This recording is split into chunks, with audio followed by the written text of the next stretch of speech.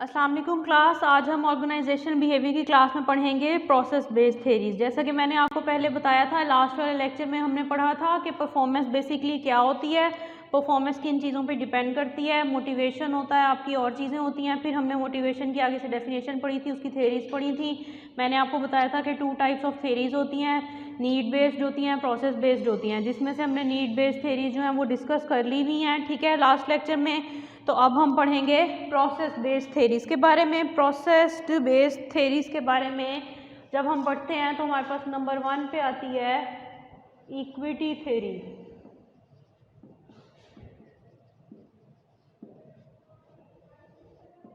Equity theory, जैसा कि आपको इसके नाम से भी कुछ समझ आ रहा होगा, equity theory means equality. Equity जो है वो इक्वालिटी की फॉर्म है। अब ये सबसे पहले इक्विटी थेरी के बारे में पढ़ने से पहले मैं आपको ये बता दूं कि जो प्रोसेस बेस्ड थेरीज होती हैं वो क्या करती हैं कि पहले जो हमने नीड बेस्ड थेरीज पढ़ी थी वो हमने क्या कहा था कि मोटिवेशन जो है वो एक चीज़ होती है जिसको हम अचीव करते हैं और उसके पीछे जो है वो एम्प्लॉयज़ अपना काम करते हैं, किसी भी चीज़ को अचीव करने के लिए वो अपना एक गोल बना लेते हैं, ठीक है। वो वाली थेरीज ऐसे वर्क करी थी। जो प्रोसेस बेस्ड थेरीज होती हैं वो मोटिवेशन को एक रैशनल प्रोसेस के तौर पे देखती हैं, यानी वो ये कहती हैं कि मोटिवेशन का जो प्रोसेस है वो एक रैशनली कुछ स्टेप्स में होता है, यानी प्रोसीजर 1 होता है, स्टेप 1 होता है, 2, 3, 4, 5, और उसके बाद जो एम्प्लॉई होता है उसको जो है वो मोटिवेशन मिलती है और वो उसके अकॉर्डिंगली काम करता है। अब प्रोसेस में तो सिर्फ एम्प्लॉय तो इन्वॉल्व नहीं होगा, उसका एनवायरनमेंट भी इन्वॉल्व हो जाएगा, उसके जो कलीग्स होंगे वो भी इन्वॉल्व हो जाएंगे, उसके कुछ और रिलेशनशिप भी इन्वॉल्व हो जाएंगे, उसकी अपनी हायरिंग अथॉरिटी के साथ रिलेशनशिप भी इन्वॉल्व हो जाएगा, ठीक है। तो ये वाली जो थेरीज हैं, ये थेरीज और आगे भी जो सारी थेरीज हैं, हमारे पास टोटल 4 थेरीज हैं, वो क्या करती हैं कि एक प्रोसेस के तौर पे लेती हैं इक्विटी थेरी को। तो इक्विटी थेरी जो है उसका मेन आइडिया क्या है कि आपके पास जो परसीव्ड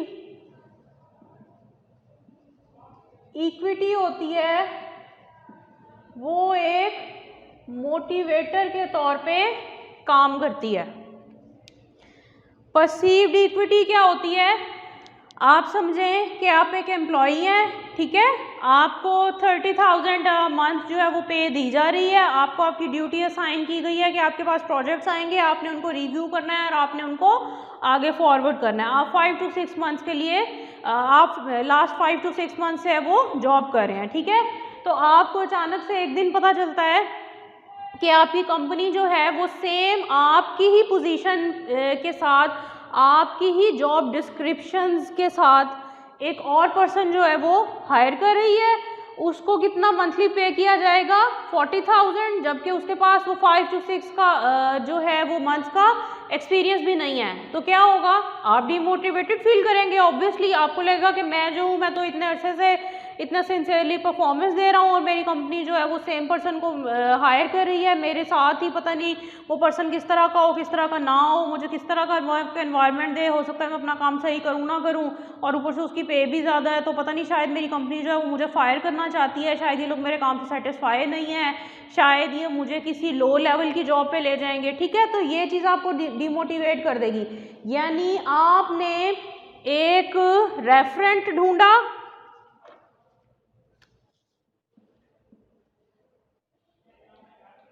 जो मैंने आपको एग्जाम्पल दी उसमें जो पर्सन था जिसके साथ आपने अपना कंपैरिजन किया वो आपका रेफरेंट हो गया। इस थ्योरी के अकॉर्डिंगली आपका रेफरेंट जो है वो कोई पर्सन भी हो सकता है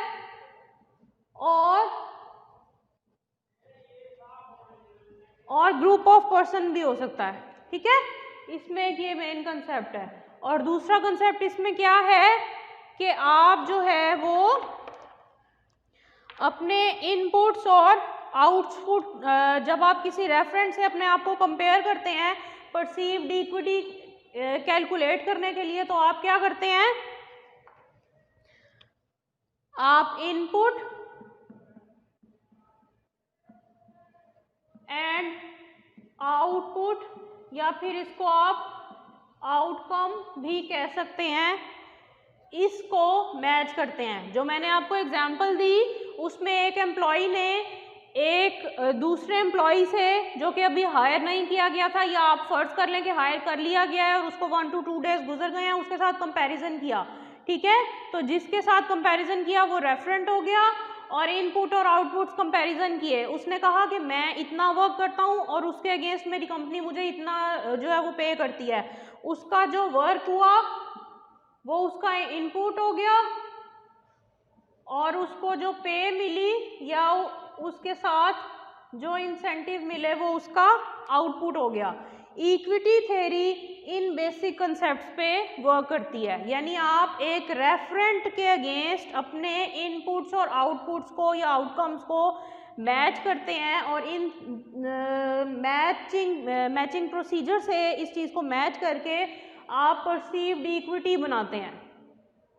परसीव्ड इक्विटी इसको इसलिए कहा गया है क्योंकि ये कोई कैलकुलेटेड इक्विटी नहीं है, ये कोई ऑब्जेक्टिव इक्विटी नहीं है, कोई थर्ड पार्टी जो है वो इसको नहीं कर रही, इक्विटी को कैलकुलेट नहीं कर रही, आप खुद कर रहे हैं। तो जब आप खुद करेंगे तो हो सकता है कि आपके उसमें बायसेस भी शामिल हों, आप किसी ऐसे रेफरेंस से या किसी ऐसे ग्रुप से अपने आप को कंपेयर कर रहे हो जिसकी क्वालिटीज़ जो हैं वो बहुत ज़्यादा हाई हो, और जिसको आप या तो बहुत ज़्यादा लाइक करते हो या बहुत ज़्यादा डिसलाइक करते हो। तो आपकी लाइकिंग या डिसलाइकिंग जो है वो ऑब्वियसली आपके कंपैरिजन को अफेक्ट करेगी, पॉजिटिवली भी अफेक्ट कर सकती है, नेगेटिवली भी अफेक्ट कर सकती है। तो इसको इसलिए परसीव्ड इक्विटी कहा गया, यानी कि आप इसको समझ लें परसीव्ड इक्वालिटी। ये चीज़ आपको मोटिवेट करेगी, इक्विटी थ्योरी हमारे पास ये कहती है, ठीक है। इसमें आपको मैंने बता दिया कि इनपुट और आउटकम क्या होता है और रेफरेंट क्या होता है। अच्छा, अब अगर आपने देखा है कि आपको अनफेयरली अच्छा, इसमें आप ये बात एक समझ लें कि क्या होगा कि जो आपके पास रेफरेंट होता है ना, ये जो पर्सन और ग्रुप ऑफ पर्सन होता है, ये क्या होता है, रेफरेंट का आपके पास कंपेरेबल होना चाहिए। कंपेरेबल मीन्स, जैसे मैंने आपको एग्जांपल दी और मैंने आपको कहा कि एक पर्सन जो है वो एक ऐसे पर्सन से, एक ऐसे रेफरेंट से अपने आप को कंपेयर कर रहा है जो कि जिसको भी हायर किया गया और उसको सेम जॉब जो है वो असाइन की जाएगी। तो ये कंपेरेबल है, यानी उसकी एज ग्रुप भी उसी के बराबर की होगी, उसका वर्क भी वही होगा और उसको वही जॉब असाइन की जाएगी, एक्सपीरियंस का लेवल बस जो है वो डिफरेंट है। तो ये जो है वो कंपेरेबल हो गया। कंपेरेबल होना बहुत ज़रूरी है रेफरेंट का, अगर कंपेरेबल नहीं होगा तो कंपैरिजन या परसीव्ड इक्विटी जो है वो बिल्कुल ख़राब हो जाएगी, मीनिंगलेस हो जाएगी। मीनिंगलेस कैसे हो जाएगी, कंपेरेबल कैसे नहीं होगा। लाइक अगर एक एम्प्लॉई है वो अपने आप को कंपेयर करता है किसी कॉर्पोरेट पोजीशन पे बैठे हुए बंदे से, या जो कोई उसका हायरिंग पर्सन है, या जो कोई कंपनी का जो ओनर है उससे कंपेयर करता है, ठीक है।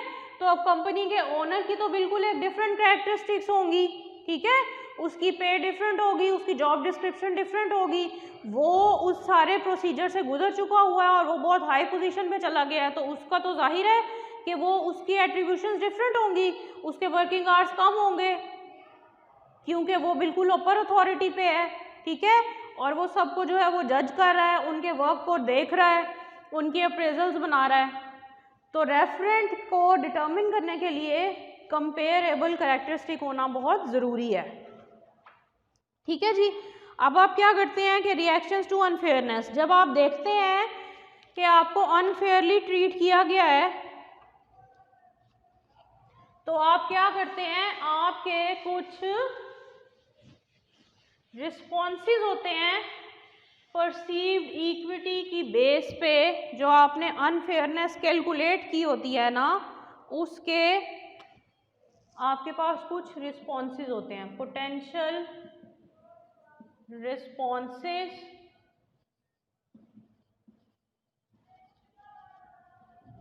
टू अनइक्विटी, ठीक है जी।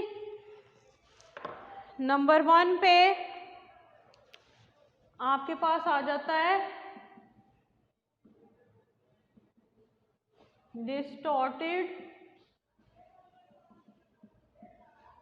Distorted perception. क्या होती है कि आप अपनी थिंकिंग को जो है वो चेंज कर लेते हैं और आप ये कहते हैं कि जो मेरा रेफरेंट है वो मुझसे ज़्यादा स्किल्ड है और वो मुझसे ज़्यादा एक्सपीरियंसड है, तो इसलिए उसको जो है उसको थोड़ा सा मार्जिन दिया जा रहा है, उसको थोड़ा सा बेनिफिट दिया जा रहा है। ठीक हो गया। उसके बाद सेकंड नंबर पे क्या होता है आपके पास, आप इंक्रीज कर देते हैं रेफरेंट के इनपुट्स को। यानी जो मैंने आपको एग्जांपल दी, अगर आप उसके पॉइंट ऑफ व्यू से देखें तो जो एम्प्लॉई होगा वो ये कहेगा कि मेरा जो रेफरेंट है, हो सकता है कि वो बहुत अच्छा डिवोटेडली काम कर रहा हो, उसके पास एक्सपीरियंस नहीं है, लेकिन क्या पता उसका सर के साथ इंटरव्यू इतना अच्छा हुआ हो कि सर ने जो है वो ये चीज़ डिटर्मिन की हो कि ये तो मुझे बहुत अच्छा इनपुट देगा, तो ना इसलिए हो सकता है कि शायद उसके पास उन्होंने उसको ज़्यादा पे ऑफर की हो, वर्किंग आवर्स तो उसके उतने ही हैं। ठीक है, तो आप अपने रेफरेंट का जो इनपुट लेवल होता है ना उसको इंक्रीज कर देते हैं। नंबर 3 पे हमारे पास क्या आ जाता है, रिड्यूस्ड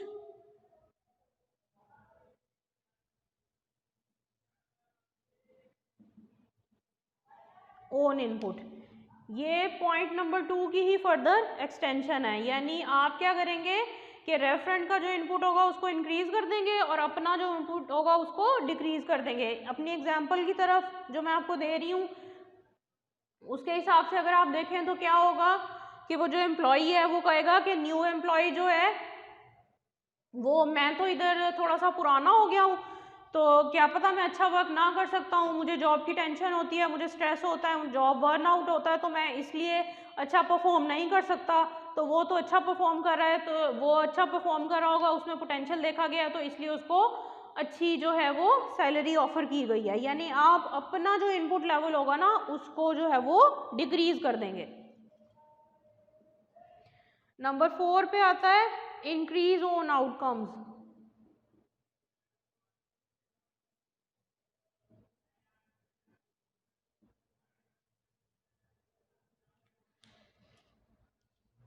अच्छा जी, अब क्या होगा, आप क्या करेंगे कि जब आप अपने इनपुट को रिड्यूस कर देंगे तो आप अपने आउटकम को इंक्रीज करने की कोशिश करेंगे। किस तरह से इंक्रीज करने की कोशिश करेंगे, आप कुछ अनएथिकल मीन्स जो है वो ऑब्टेन कर लेंगे। अनएथिकल मीन्स आप किस तरह के ऑब्टेन कर लेंगे, आप आउटसाइड द वर्क रिलेशनशिप अपने बॉस के साथ कोई भी मीटिंग या पार्टी अरेंज करेंगे, अपने बॉस को कोई लंच या डिनर ऑफर करेंगे। ठीक है, तो ये यानी आउटसाइड योर वे जाके आप अपना आउटकम इंक्रीज करने की कोशिश करेंगे कि मेरा बॉस जो है वो मुझसे खुश हो जाएगा, तो क्या होगा कि वो भी मुझे अच्छा आउटपुट दे देगा। या फिर आप क्या करेंगे, कोई ऐसी पॉलिसी बना लेंगे कि मैं कोई जो है कोई डॉक्यूमेंट, कोई इंपॉर्टेंट डॉक्यूमेंट स्टील कर लूँ कंपनी का। ठीक है, और आप बिल्कुल खामोशी से ये काम करें और फिर आप क्या करें कि जाके किसी को वो दे दें और आप कहें कि मुझे ये मिल गया, तो इससे आपका जो है वो बहुत अच्छा एक लोगों को आउटकम मिल जाएगा कि वो जो था एक डॉक्यूमेंट जो है वो लॉस था, आपने उनको वो दिया है। या फिर आप क्या करेंगे, आप मनी की स्टीलिंग करने की कोशिश करेंगे। यानी कोई भी ऐसा अनएथिकल आप वे जो है वो ऑप्ट करेंगे कि जिससे आपका आउटकम जो है वो इंक्रीज हो जाए। ठीक है, उसके बाद नंबर 5 पे क्या आता है कि आप अपना रेफरेंस जो है वो चेंज कर लेंगे।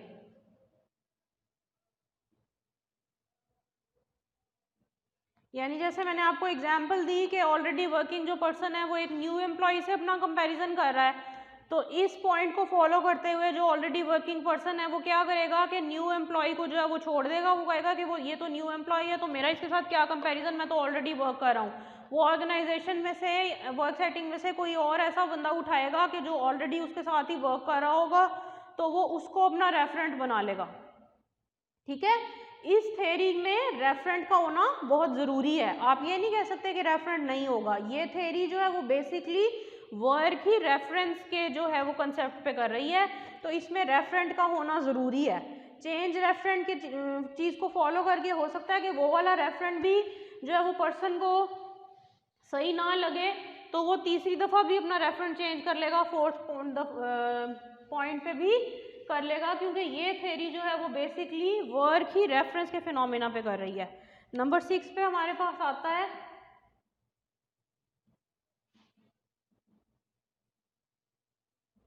Leave the situation. अब जो पर्सन है वो सिचुएशन को लीव कर देगा। अब उसने रेफरेंट को चेंज करके भी देख लिया है, उससे भी क्या हुआ है कि उसकी जो परसीव्ड इक्विटी है वो सही नहीं हुई, तो उसने क्या किया कि सिचुएशन को लीव करने का सोचा। अब सिचुएशन को लीव जो है वो ऐसे भी किया जा सकता है कि वो कहे कि मैं तो अपना वर्क जो है वो सही तरह से परफॉर्म कर रहा हूँ, तो मेरा भी टाइम आएगा, मेरी भी सैलरी इंक्रीज हो जाएगी, मुझे भी इंसेंटिव लग जाएंगे, मैं भी अपर पोजीशन पे चला जाऊंगा, तो इस सिचुएशन को मैं छोड़ देता हूँ। कंपैरिजन तो जो है वो मुझे कुछ भी नहीं दे रहा, मैं जैसे अपनी ड्यूटी परफॉर्म कर रहा हूँ मैं करता रहूँ। या फिर लीव द सिचुएशन का एक ये सिचुएशन भी हो सकती है कि वो जो है वो रिज़ाइन की तरफ चला जाएगा, यानी वो बिल्कुल वो कंपनी ही लीव करके एक ऑल टुगेदर एक न्यू ऑर्गेनाइजेशन में एक न्यू सेटिंग में जाके वर्क करने को प्रेफर करेगा। ठीक है, अब ये जो है वो सिचुएशन पे डिपेंड कर रहा होगा कि लीव जो है वो किस टाइप का लीव होगा, सिचुएशन को लीव करना होगा या फिर कंपनी को लीव करना होगा। सिचुएशन को लीव किस तरह से किया जाएगा, सीक लीगल एक्शन।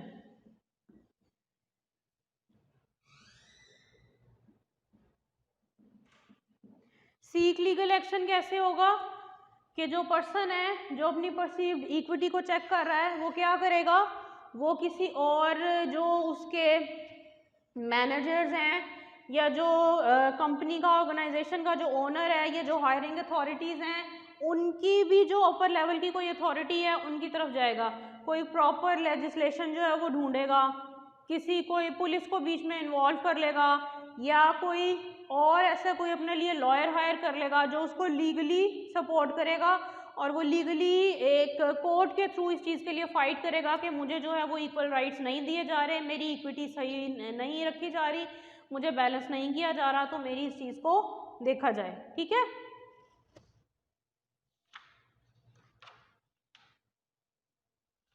उसके बाद हम देखते हैं कि इंडिविजुअल, अब ये तो हमने जनरल रिएक्शंस देखे ना कि क्या थे, अब हम देखेंगे कि इन रिएक्शंस में इंडिविजुअल डिफरेंसेस कैसे होते हैं।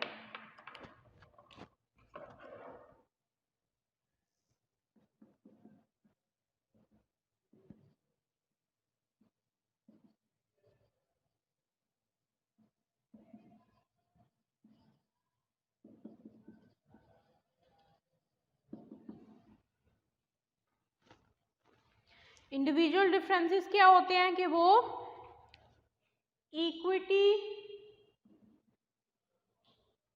सेंसिटिविटी के ऊपर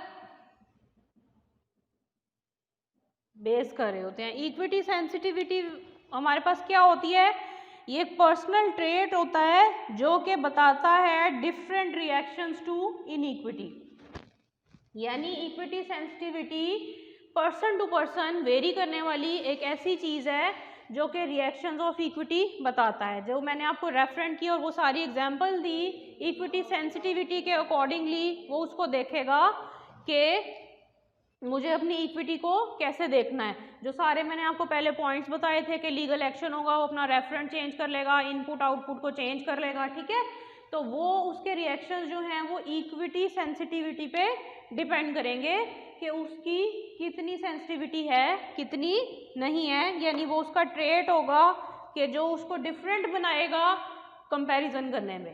एक पर्सन जो है वो किसी और तरह से रेफरेंट को रेट करेगा और दूसरा पर्सन जो है वो उसी रेफरेंट को किसी और तरह से कंपेयर कर सकता है। ठीक है, तो ये चीज़ इक्विटी सेंसिटिविटी को एक्सप्लेन करती है। इक्विटी सेंसिटिविटी को जब हम एक्सप्लेन आगे फर्दर करते हैं तो ये हमारे पास दो साइड्स में जाती है। एक साइड में हमारे पास आती है बेनेवलेंस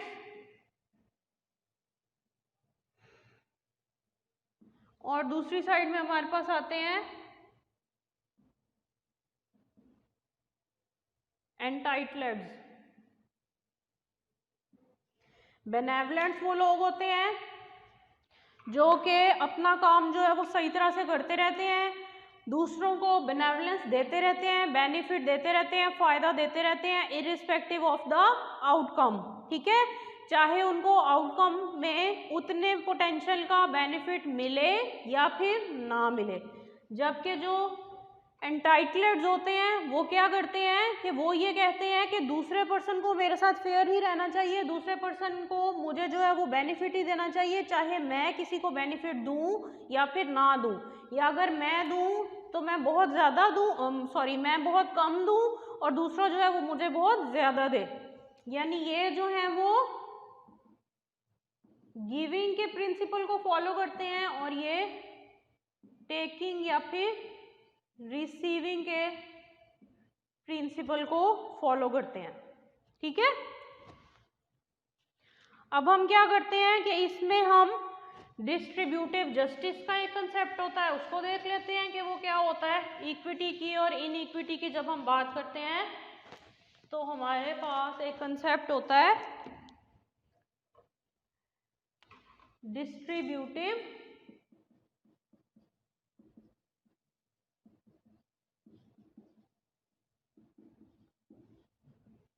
जस्टिस का, जिसमें हमारे पास आगे फर्दर 2 टाइप्स होती हैं। एक को हम कहते हैं प्रोसीजरल और दूसरे को हम कहते हैं इंटरैक्शनल।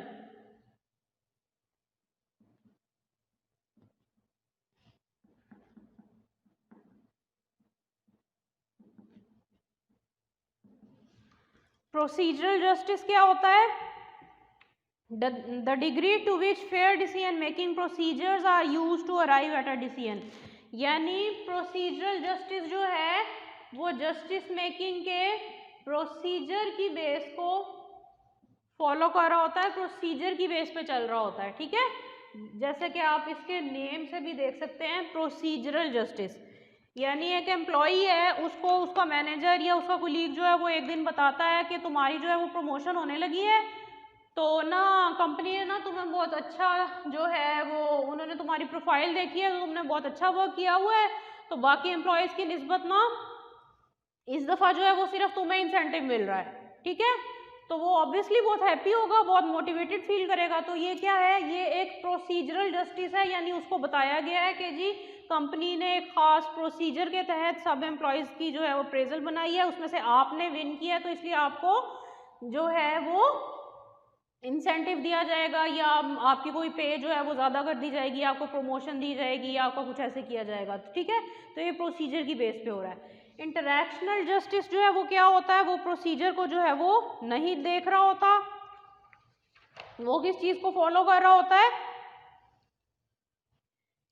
कि पीपल को ट्रीट कैसे किया जाता है, यानी उनसे इंटरैक्शन कैसे किया जाता है, ये किस चीज़ को फॉलो कर रहा होता है,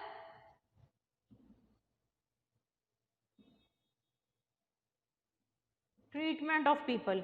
यानी अगर कोई प्रोसीजरल जस्टिस को जो है वो बिलीव करेगा तो वो इस चीज़ पे बिलीव करेगा कि मेरी प्रमोशन या मेरा जो अप्रेजल है या मेरी जो सिलेक्शन है या जो मेरा वर्क है वो एक ऑनेस्ट प्रोसीजर की बेस पे होना चाहिए, मुझे खुद भी ऑनेस्टली वर्क करना चाहिए और जो मेरा वर्क जो है वो चेक हो रहा है वो भी एक ऑनेस्ट प्रोसीजर की बेस पे चेक होना चाहिए। चाहे मेरा बॉस मुझे किसी तरह से भी ट्रीट करे, चाहे मेरे कलीग्स मुझे किसी तरह से भी ट्रीट करें, लेकिन मेरे साथ जो ट्रीटमेंट है वो फेयर होना चाहिए, वो एक स्पेसिफिक प्रोसीजर की बेस पे होना चाहिए।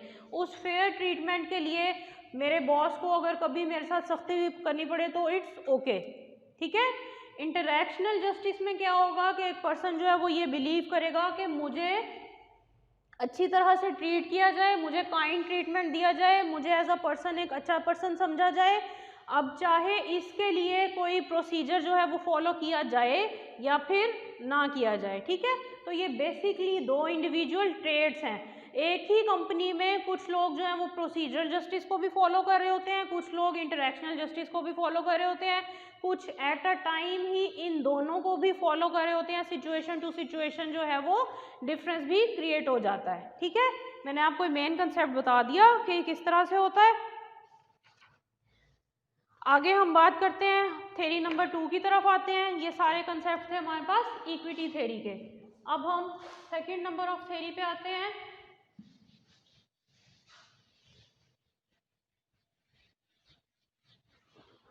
सेकंड नंबर ऑफ थ्योरी है हमारे पास एक्सपेक्टेंसी थ्योरी।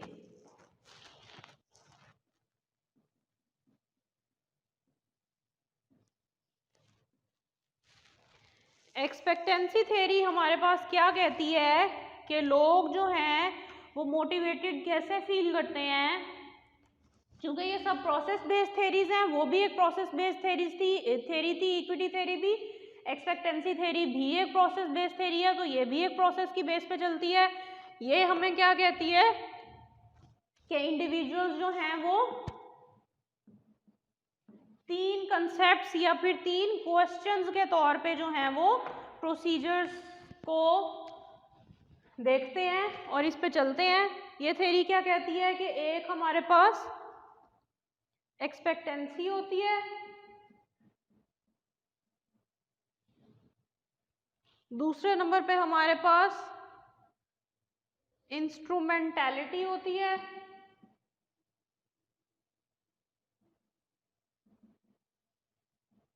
और थर्ड नंबर पे हमारे पास होती है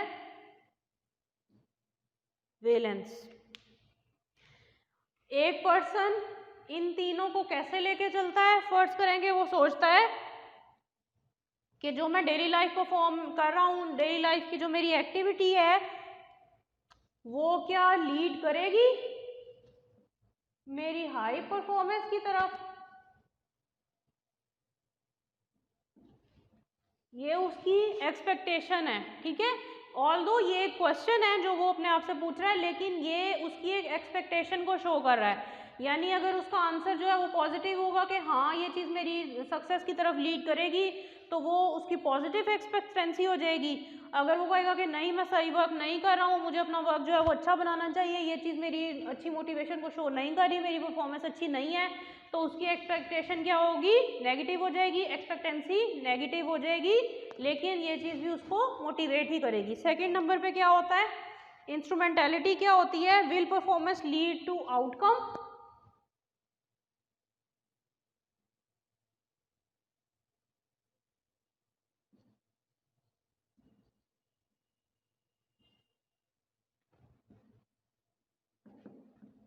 ठीक है, ये कंसेप्ट होता है, यानी कि मेरी जो परफॉर्मेंस है वो किसी आउटकम की तरफ रिलेट करेगी या फिर नहीं करेगी। आगे मैं आपको इसकी एग्जांपल भी दे के समझाती हूँ। वेलेंस जो है वो क्या होता है, do I found the outcome desirable.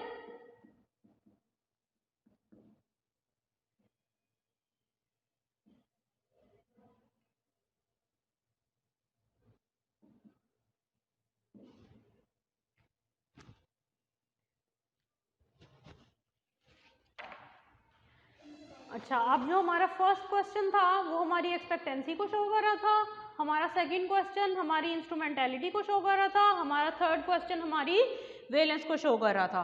तो एक्सपेक्टेंसी बेसिकली हमारे पास क्या होती है,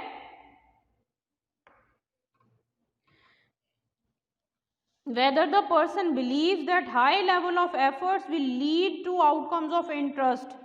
ठीक है, यानी पर्सन जो है वो ये सोचता है कि मेरा जो हाई लेवल ऑफ इंटरेस्ट है वो मेरा increase level of performance of interest जो है वो क्रिएट करेगा या नहीं करेगा। इंस्ट्रूमेंटैलिटी क्या होती है, the second question is the degree to which the person believe that performance is related to subsequent outcomes, यानी इसमें जो परफॉर्मेंस थी वो उसके सब्सिक्वेंट आउटकम्स की तरफ जाएगी या फिर नहीं जाएगी। ठीक है, वेलनेस में क्या होगा कि वो बंदा देखेगा कि वो जो आउटकम है वो डिजायरेबल है या नहीं है। The individual is concerned about the value of the rewards awaiting them as a result of performance. ठीक है, इसमें आप एक एग्जाम्पल देख लें, ये आपकी बुक में लिखी हुई है। Let's assume that you are working in the concession of a movie theatre. आपका बॉस जो है वो आपको कहता है कि आपको एक दिन में 100 कूपन्स बेचने हैं। अब एक दिन अचानक से आप जाते हैं, मूवी सेशन जो है वो स्टार्ट होने वाला है और आपका बॉस कहता है कि पहले तो तुम्हें मैंने 100 कूपन्स का टास्क दिया हुआ था, अब तुमने क्या करना है कि अब तुम्हारा टारगेट है कि तुमने पर डे जो है वो 300 टास्क अचीव करने हैं। अब चाहे ये तुम एक ही मूवी के दौरान ही कर लो, सॉरी 300 कूपन्स जो है वो अचीव करने हैं। अब चाहे ये तुम एक ही मूवी के दौरान कर लो या फिर तुम क्या करो पूरे डे में कर लो, तो आपका टास्क जो है वो 100 से 300 पे चला गया।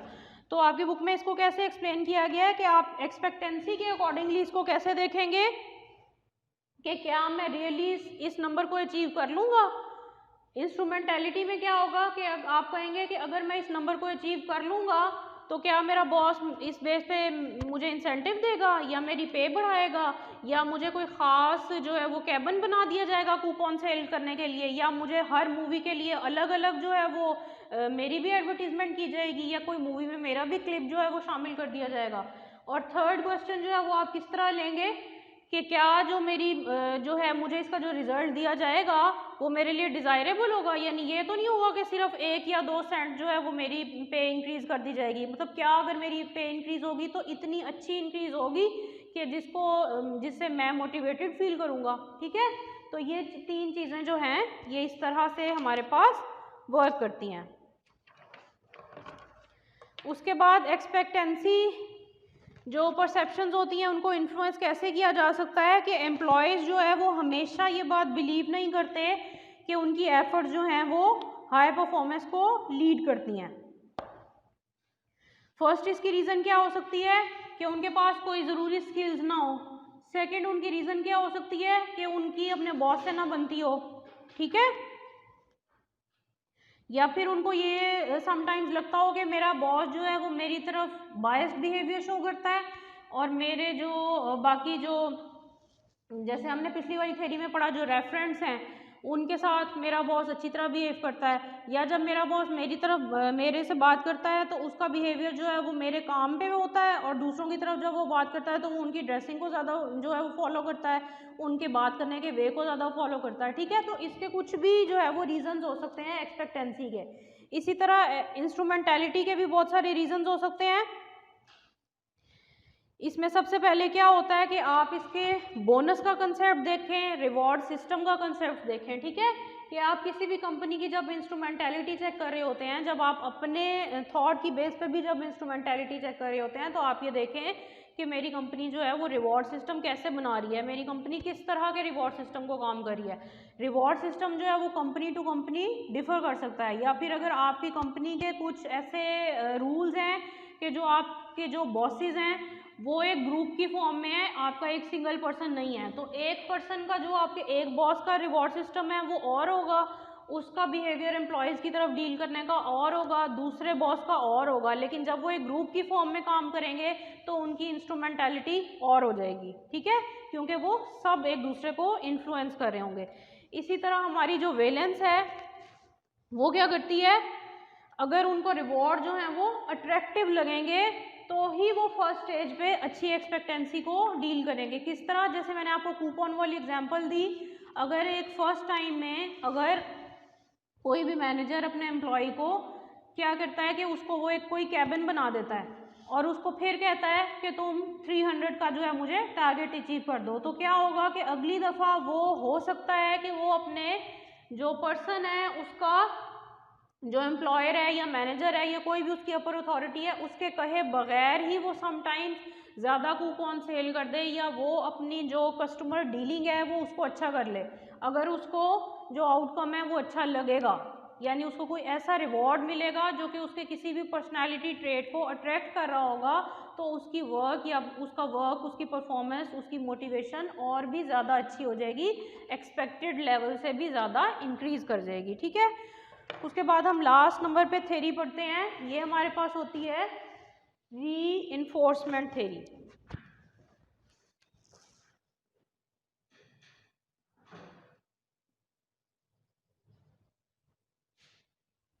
रीइंफोर्समेंट थ्योरी जो है वो हमारे पास साइकोलॉजिकल ट्रेट्स को जो है वो डील करती है। इसमें हम रीइंफोर्सर्स के बारे में बात करते हैं, हम पनिशमेंट के बारे में बात करते हैं, हम रिवॉर्ड सिस्टम के बारे में बात करते हैं। उसके बाद हम इसमें देखेंगे कि जो रिवॉर्ड सिस्टम है वो किस तरह से हो सकता है, रीइंफोर्समेंट के स्केड्यूल्स कैसे कैसे वर्क कर सकते हैं, किसी एक पर्सन के नज़दीक रीइंफोर्समेंट का क्या कंसेप्ट हो सकता है, किसी दूसरे पर्सन के नज़दीक क्या हो सकता है, किसी एक पर्सन के लिए पनिशमेंट का कंसेप्ट क्या हो सकता है, किसी दूसरे के नज़दीक क्या हो सकता है, किसी एक के नज़दीक रिवॉर्ड जो है वो कोई बहुत ज़्यादा लेवल का रिवॉर्ड जो है वो कहेगा कि मुझे मेरे इंसेंटिव के साथ कार भी दी जाए, मेरी पे भी इंक्रीज़ की जाए तो मैं सेटिस्फाई होऊंगा। किसी दूसरे के नज़दीक रिवॉर्ड सिर्फ ये होगा कि उसका बॉस उससे अच्छे तरीके से बात कर ले, ठीक है। तो रीइंफोर्समेंट थ्योरी भी प्रोसेस बेस्ड थ्योरी है, ये भी एक प्रोसेस को ही डील करती है कि रीइंफोर्समेंट एक प्रोसेस की फॉर्म में हो रहा होता है, लेकिन इसमें हमारे पास बहुत छोटे छोटे कंसेप्ट्स हैं जिनको मैं आपको बताऊंगी। ये थ्योरी हमारे पास बेस करती है पैवलोव के कंसेप्ट पे। पैवलोव जो हमारे पास एक बिहेवियरिस्ट था जिसने साइकोलॉजी की फील्ड में ये काम किया था कि उसने लर्निंग के कंसेप्ट को जो है वो अंडरस्टैंड करवाया था। उसने ये कहा था कि हमारे एनवायरनमेंट से जो हमें ऐसे क्लूज मिलते हैं जो हमारे बिहेवियर को रीइंफोर्स करते हैं यानी कि दोबारा अकर होने पे कंपेल करते हैं, वो बिहेवियर जो है वो डिटर्मिन करते हैं कि हम किस तरह से बिहेव करेंगे, ठीक है। जैसे और ये वो बिहेवियर जो हैं वो समटाइम्स पॉजिटिव बिहेवियर को भी रीइंफोर्स कर रहे होते हैं, समटाइम्स नेगेटिव बिहेवियर को भी रीइंफोर्स कर रहे होते हैं।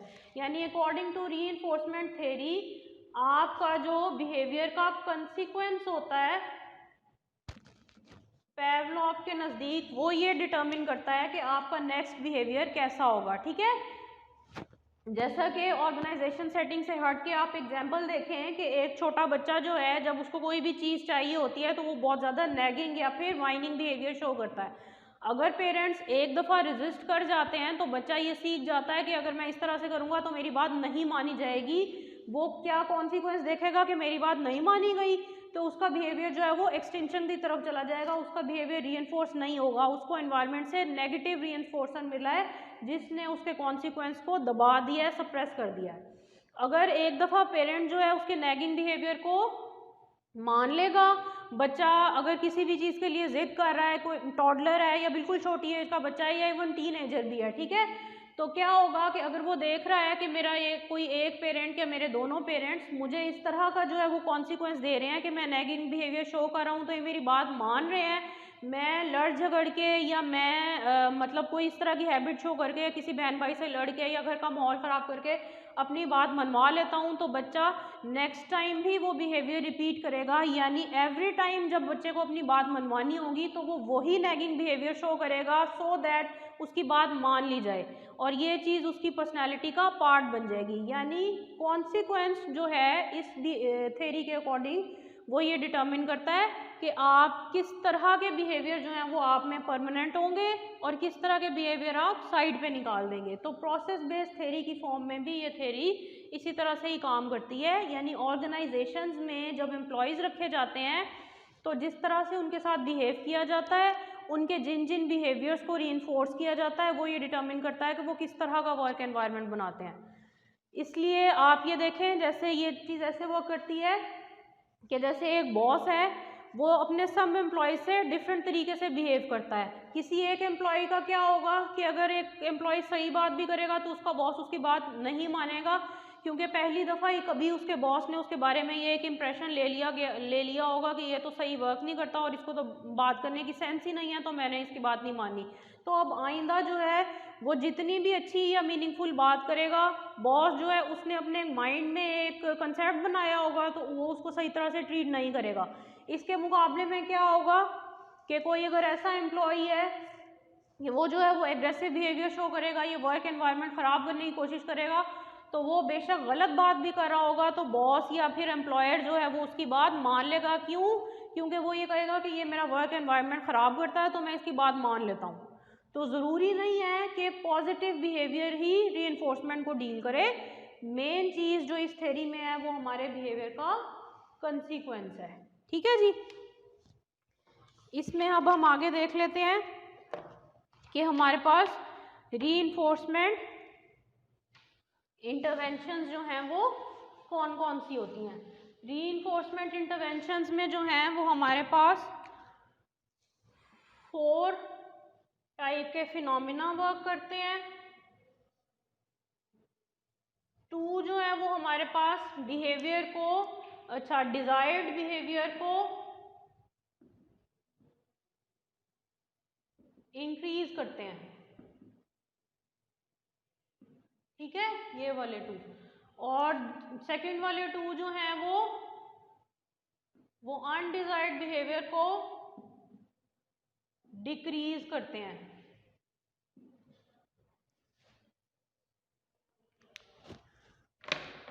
जो इंक्रीज करते हैं डिजायर्ड बिहेवियर को वो पॉजिटिव रीइंफोर्समेंट और नेगेटिव रीइंफोर्समेंट है। जो अनडिजायर्ड बिहेवियर को डिक्रीज करते हैं वो है हमारे पास पनिशमेंट और दूसरा है एक्सटिंक्शन।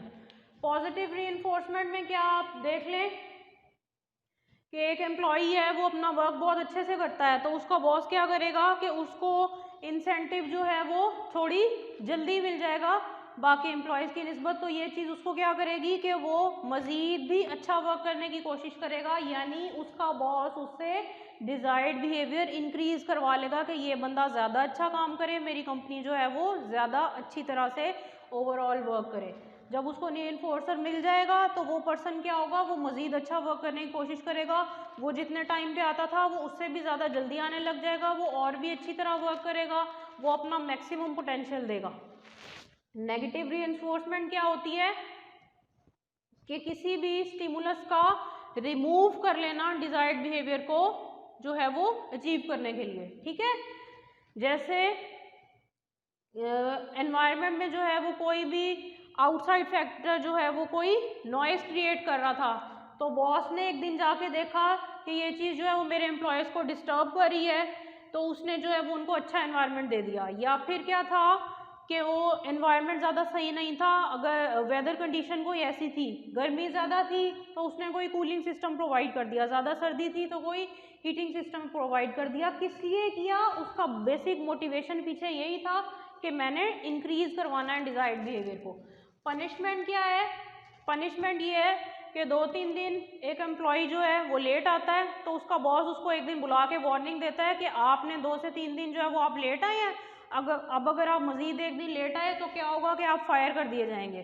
तो उससे क्या होगा कि वो बंदा कहेगा कि अच्छा मेरा बॉस तो है, मुझे तो ये नोट कर रहा है, तो अब तो मैं पकड़ा गया हूँ, तो वो क्या करेगा कि वो अपने इस चीज़ को, इस नेग्लिजेंस को कंट्रोल करने की कोशिश करेगा, यानी अनडिजायर्ड बिहेवियर जो था वो डिक्रीज हो गया है, उसकी जो लेट आने की जो हैबिट है वो ज़रा डिक्रीज हो जाएगी इस धमकी की बेस पे।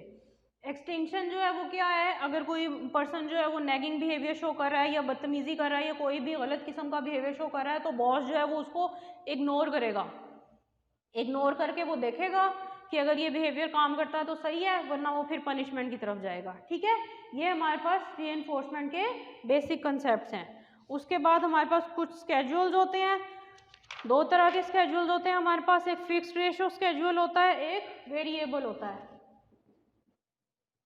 Fixed ratio, variable.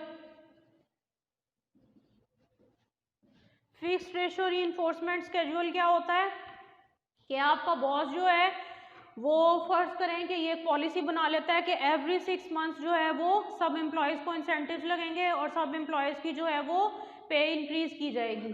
अब ये एक फिक्स्ड रेशो है, यानी 6 मंथ्स का टाइम जो है वो फिक्स कर लिया गया है। अब उन 6 मंथ्स में कोई एम्प्लॉय किसी भी तरह वर्क करेगा तो 6 मंथ्स के बाद ही उसकी पोजीशन जो है वो इवेल्युएट की जाएगी, चाहे उसने पहले 2 मंथ्स में अच्छा काम किया हो, चाहे बीच के 2 मंथ्स में अच्छा काम किया हो, चाहे उसने ओवरऑल ही अच्छा काम ना किया गया हो, लेकिन रेशो जो है वो फिक्स कर ली गई है। ठीक है, वेरिएबल रेशो क्या है कि according to the performance of the person आप क्या करते हैं कि उसका जो रिवॉर्ड सिस्टम है वो उस हिसाब से बना लेते हैं कि कभी उसको इंसेंटिव दे दिया, कभी ना दिया, कभी बहुत ज़्यादा दे दिया, कभी बिल्कुल ही ना दिया, कभी बिल्कुल मिनिमम लेवल का दिया, कभी उसके वर्क से बहुत ज़्यादा दे दिया, कभी उसके वर्क से बहुत ज़्यादा स्लो दे दिया। यानी इसमें कुछ भी फिक्स नहीं है, ना आपका टाइम फिक्स है ना आपकी रेशो फिक्स है, इसलिए इसका नाम वेरिएबल है। फिक्स्ड में क्या था कि वो बिल्कुल एक रेशो जो है वो फिक्स हुई हुई थी, एक टाइम जो है वो फिक्स हुआ था। तो ये थी हमारे पास रीइंफोर्समेंट थ्योरी। ऑर्गेनाइजेशन सेटिंग्स में ये ऐसे वर्क करेगी कि आपका जो कोई भी हायरिंग अथॉरिटी है वो पॉजिटिव और नेगेटिव आपको रीइंफोर्सर्स देगी, जिसकी बेस पे आपके डिज़ायर्ड बिहेवियर इंक्रीज होंगे, या फिर आपको पनिशमेंट और एक्सटेंशन देगी जिसकी बेस पे आपके अनडिज़ायर्ड बिहेवियर जो हैं वो डिक्रीज हो जाएंगे या फिर एक्सटिंक्ट हो जाएंगे, निकल जाएंगे। और ये मैंने आपको क्या बताया था कि ये पावलोव के कंसेप्ट से रिलेट करता है, जो कि बेसिकली हमारे पास डार्विनिज्म के कंसेप्ट से रिलेट करता है कि इंडिविजुअल्स जो हैं वो इवॉल्व करते जाते हैं अपने एनवायरनमेंट के साथ साथ। तो जिस तरह का एनवायरनमेंट मिलता है हमारा बिहेवियर भी उसी तरह का ही होता है। इस थ्योरी का बेसिक एसेंस क्या था, मैंने आपको बताया था कंसीक्वेंस। ठीक है जी, तो ये था हमारा आज का टॉपिक। थैंक यू, अल्लाह हाफिज़।